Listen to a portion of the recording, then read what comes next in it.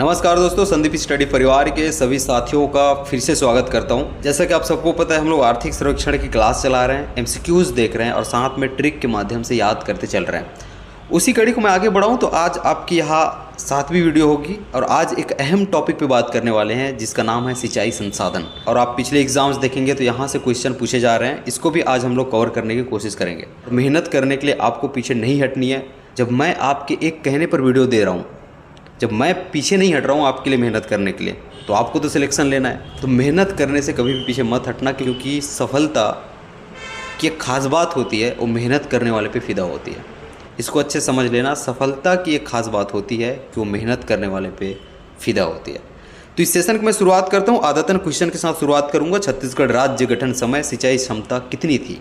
इसका सही आंसर हो जाएगा ऑप्शन नंबर सेकंड के साथ आप जाएंगे 13.28 लाख हेक्टेयर, या फिर 13.28 बोल लो, 13.28 बोल लो। सेकंड ऑप्शन के साथ आपको जाना है, तो 13.28 लाख हेक्टेयर। तो वर्तमान में कितना है ये आपको पूछा जा सकता है। इसके लिए मैंने आपके लिए एक पेज रखा है। छत्तीसगढ़ राज्य गठन समय 13.28 लाख हेक्टेयर था सिंचाई क्षमता। वर्तमान में आप देखेंगे ये भी आपको पूछा जा सकता है, इसको आपको याद रखना है, जो कि 21.52 लाख हेक्टेयर, तो 21.52 लाख हेक्टेयर। आप ना पॉइंट के बाद ऐसे ना पढ़ा कीजिए कि 28, 52, 24 ऐसे में फंसोगे, तो डायरेक्ट याद रख लेना 21.52 लाख हेक्टेयर। तो 21.52 लाख हेक्टेयर ऐसे करके कर लेना। 21 को आप मल्टीप्लाई भी करते हो तो 42 होता है, 10 जोड़ लेना, जैसे भी इसको कर लेना, लेकिन वो 21.52 ऐसे करके याद रखेंगे तो याद हो जाएगा। वृद्धि देखेंगे तो ये जब छत्तीसगढ़ निर्माण के समय ये था आपके पास 13.28, तो वर्तमान में कितना है 21.52। तो वृद्धि देखेंगे तो अब तक वृद्धि कितनी हुई है, तो 8.24 आपको ध्यान में रखना है। ये भी आपके लिए इंपॉर्टेंट हो सकता है, स्टार करके लिखना। और कुछ भी लिखना नहीं है, मैं आपको पीडीएफ प्रोवाइड कराता हूँ, है ना, तो कुछ भी लिखने की कोशिश मत करना। लास्ट में आपको ग्रुप से जोड़ूंगा। नेक्स्ट में चलता हूँ। अच्छा, एक चीज़ और देख लेना, एक प्रतिशत भी आपको पूछा जा सकता है। कुल सिंचाई क्षमता, इसको परसेंट में आपको बोले, ठीक है, तो इसको परसेंट में बोले तो आपको याद रखना है 3884%। क्या 3884%? देखो 8 तो बीच में है भैया, और 3 4 है ना, रेगुलर है, 3 के बाद 4 है, तो 3 8 8 4 किसे याद रखेंगे? 38.84। जहाँ पे ऐसे बनते हैं तो ऐसे याद रख लेना, है ना, डॉट बोल के एक शब्द बोलना बन जाए, वैसे याद रख लेना। तो याद रखना है 3884, ठीक, याद आ जाएगा। नेक्स्ट मैं चलता हूँ। अगला क्वेश्चन है, छत्तीसगढ़ का कुल सिंचाई क्षमता प्रतिशत मुझे बताएंगे। उसी को मैंने क्वेश्चन के थ्रू लाया है ताकि क्वेश्चन में भी आपका दिमाग बढ़ जाए। अभी मैंने आपको याद कराया था, क्या याद कराया था? 3 8 फिर से 8, लेकिन उधर क्या हो जाएगा 4। ये परसेंट इसका सही आंसर पहला ऑप्शन के साथ आपको जाना है। नेक्स्ट मैं चलता हूँ। छत्तीसगढ़ का कुल सृजित सिंचाई क्षमता कितनी है? इसको भी मैंने अभी आपको बताया। आपको बोला था 21 दूनी कितना होता है? 42 होता है, लेकिन वो सही नहीं होगा। आपको 52 को याद रखना है, 10 वहाँ पे ऐड कर देना है, तो 21 का जस्ट डबल करेंगे, लेकिन दिमाग में 52 क्लिक हो जाना चाहिए। सिंचाई क्षमता को लेकर 42 क्लिक होगा दिमाग में, लेकिन मानता हूँ मैं, लेकिन कैसे भी हिंट दे के रखो। 21.52 लाख हेक्टेयर इसका सही आंसर हो जाएगा। पहला ऑप्शन साथ आपको जाना था, इसको भी मैंने बता दिया। नोट करके लिखना। आगामी हमारे पास लक्ष्य है आने वाले वर्षों के लिए राज्य में बोए गए कुल क्षेत्रफल का 75%। इसका मतलब यह है कि 43 लाख हेक्टेयर है, इसमें से कितना 32 लाख हेक्टेयर का सिंचाई सतही जल से किया जाएगा। सतही जल समझते हैं ना, तो याद रखना है आपको। आगामी लक्ष्य है राज्य में बोए गए कुल क्षेत्रफल का 75%, जो कि 32 लाख हेक्टेयर होता है। मतलब किसमें से? 43 लाख हेक्टेयर में से 32 लाख हेक्टेयर, है ना, लगभग ये हो जाएगा। इसका सिंचाई सतही जल से करनी है। ये आगामी आपके लक्ष्य हैं। पूछने की संभावना उतने है ना, लेकिन एक बार देख ले रहे हैं। लेकिन जो मैंने आपको पहला बताया सृजित क्षमता वाला, उसको आपको देखना है। राज्य गठन के समय याद रखना है वृहद सिंचाई परियोजना कितनी थी? इसको 3 याद रख लेना। इसको हम लोग जल्दी चलते हैं। 3 था, उसके बाद यहाँ पे आ जाना, आपके लिए इंपॉर्टेंट हो जाएगा। राज्य गठन के समय तो आपने देखा 3, आपको याद रखना है वृहद। वर्तमान में देखेंगे सिंचाई परियोजना कितना है? 8 है। कोई कमेंट कर सकता है क्या टोटल? और उसके बाद राज्य गठन के समय 3 था, मैंने यहाँ पे एक जगह रख दिया है। मध्यम में आप देखेंगे तो 38 है, ये सही जोड़ी में आ सकता है, याद रखना आप। और राज्य गठन के समय 29 था, या फिर सेपरेट भी पूछा जा सकता है, ठीक है। तो इसको आपको ध्यान रखना है, स्टार कर लेना, बहुत इंपॉर्टेंट है पेज। लघु देखेंगे आप 2477 हो जाएगा। नलकूप योजनाएं आप देखेंगे तो ये हो जाएगा आपका 30, ठीक है। एनीकट स्टॉप डैम ये 827 वर्तमान में है, इसको आपको ध्यान में रखना है, बहुत आपके लिए इंपॉर्टेंट हो जाता है, ये पूछा जाता है। फिर कह रहा हूँ वृहद 8 है, मध्यम 3 8 है। भाई वृहद 8 है, ऐसे याद रखना, वृहद 8 है, मध्यम 3 8 है, ठीक बात है। लघु इसको आप 24 से 70 कर लेना, 24 से 70 है, लघु है भाई, ज़्यादा ही होगा वो। नलकूप योजना है 30 है। एरिकट या फिर स्टॉप डैम इसको हम लोग कह रहे हैं 827 है, इसको आपको ध्यान में रखना है। नेक्स्ट में चलो, इसको एक बार छोड़ देना ना, राज्य गठन के समय आप वृहद को एक बार याद रख लेना, उसके बाद ज़्यादा टेंशन मत देना, मतलब बर्डन मत देना, बोझ मत करना, वर्तमान का याद रख लेना कम से कम, है ना, वो तो आपको याद होनी चाहिए। नेक्स्ट में चलता हूँ, सिंचाई परियोजना निर्माणाधीन है, ये पूछ ले तो पूछ ले, है ना, इसको एक बार देख के आपको रखना है। वृहद पढ़ लेना, मध्यम 0 है, लघु पढ़ लेना, ठीक है, नलकूप योजनाएं पढ़ लेना, एनिकट स्टॉप डैम पढ़ लेना। नेक्स्ट में चलता हूँ, सिंचाई स्रोतों को सर्वाधिक से न्यूनतम क्रम में आपको जमाना है। आप पहले भी पढ़ते आए होंगे, सर्वोपयुक्त सिंचाई स्रोत कौन सा है? नहर, उसके बाद नलकूप आता है, उसके बाद तालाब है, उसके बाद कुआं है। आप अच्छे से देखो ना भाई, आप सिंचाई करते हो, सबसे ज़्यादा सिंचाई कहाँ से होगी? ठीक, तो इधर उधर नहरें हैं ऐसे समझ लो, तो नहरों से ज़्यादा होगा। उसके बाद इन लोग नलकूप कराते हैं, बोरवेल, ठीक है, जो दूर, जिनका दूर हो जाता है, तो याद रखना। उसके बाद नलकूप आएगा, उसके बाद तालाब आएगा, उसके बाद कुआं आएगा। सिंचाई आप सोच के देखो ना, कुआं से पहले तालाब ही रहेगा ना, ये बड़ा होता है, ठीक, उसके बाद कुआं। तो आपको याद रखना है, पहले नहरें तो जाल बिछी हुई है, उसके बाद नहीं हुआ तो, है ना, आपका नलकूप है, उसके बाद तालाब है, उसके बाद कुआं है। तो इसका सही आंसर क्या हो जाएगा? पहला ऑप्शन के साथ आपको जाना है, इसका पहला ऑप्शन सही हो जाएगा। नेक्स्ट मैं चलता हूँ, सर्वाधिक सिंचित प्रतिशत वाला जिला कौन सा है, मुझे बताएंगे। तो आपको सजना करके याद रखना है। एक चीज़ बताऊँ, क्या याद रखोगे? सजना, बस सजना, इसका मतलब क्या है सर?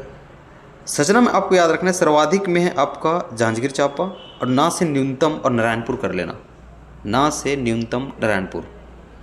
तो क्षेत्रफल में बोले या फिर वो परसेंटेज में बोले, ध्यान रखना, सर्वाधिक सिंचित प्रतिशत वाला ये जिला बोला है ना, ये क्षेत्रफल के आधार पे बोले, जो हेक्टेयर में लेगा, या फिर परसेंटेज के हिसाब से बोले, दोनों में आपको याद रखना है क्या? जांजगीर चांपा। सर्वाधिक में, न्यूनतम में बस बदल जाएगा। न्यूनतम में क्षेत्रफल में क्या आएगा आपका? क्या आ जाएगा? सजना वाला काम आ जाएगा, ना से नारायणपुर न्यूनतम।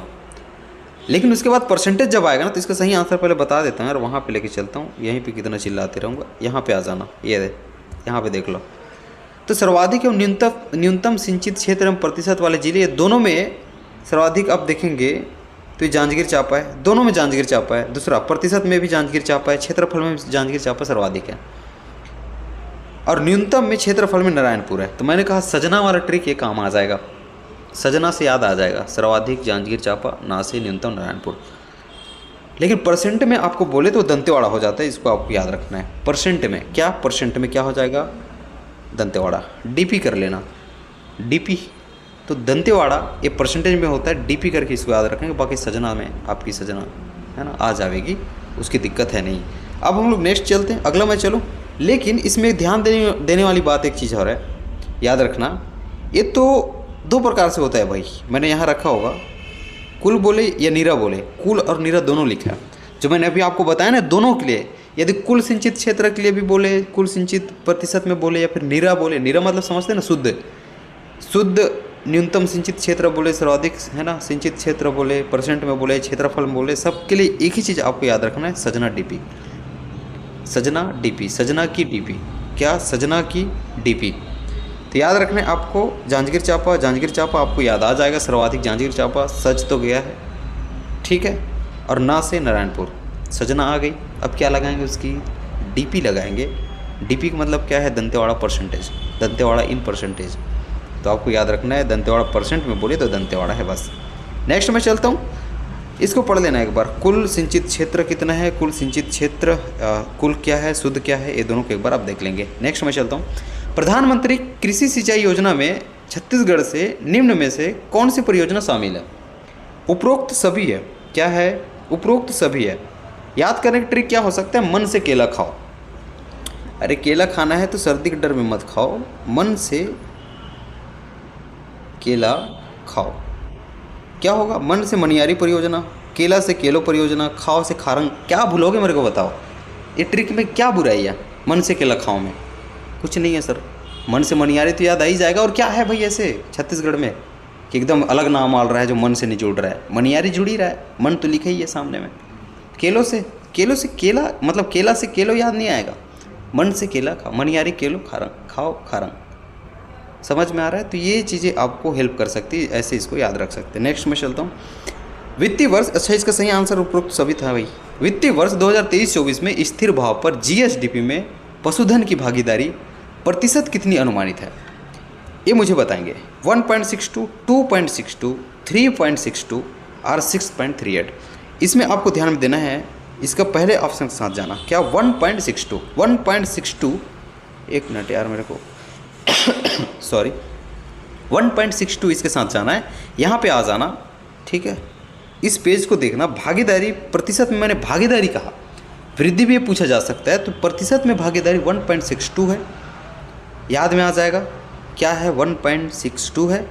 और यहीं से आपको ध्यान में देखना है क्या है वृद्धि प्रतिशत, वो 6.38% है, 6.38% है। ठीक बात है, ऐसा कुछ नहीं है, ये एकदम आसान है। आप 1.62 तो याद कर लो, इधर मैं याद कराता हूँ।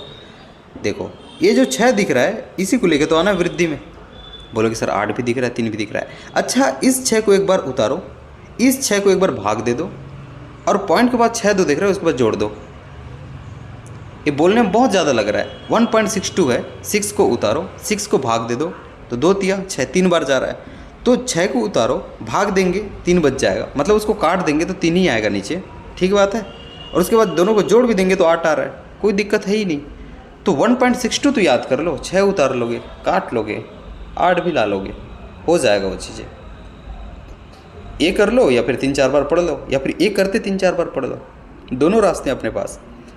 क्योंकि मेहनत करने वालों को कभी हारना नहीं है, और मेहनत करने वालों को कभी हार नहीं होती। सफलता की एक खास बात है, मेहनत करने वाले की वो फिदा हो जाती है। तो लड़कों समझो, आपकी गर्लफ्रेंड है ना, सफलता है, याद रखना है आपको, क्या सफलता है, और मेहनत करने वालों पे फिदा होती है, सोच लो। तो मेहनत करनी है। मत्स्य उद्योग की भागीदारी 2.17 है, इसको एक बार ध्यान में रख लीजिएगा। नेक्स्ट मैं चलता हूँ, आज का अगला है कुल जल क्षेत्र का खाली स्थान, याद रखना है आपको, मछली पालन अंतर्गत विकसित किया गया है। 97 में सीधा आ जाना। क्या? 97.24%। अब इसमें मैं बताता हूँ टोटल कितना है। कुल जल क्षेत्र अपने पास याद रखना है 027 है।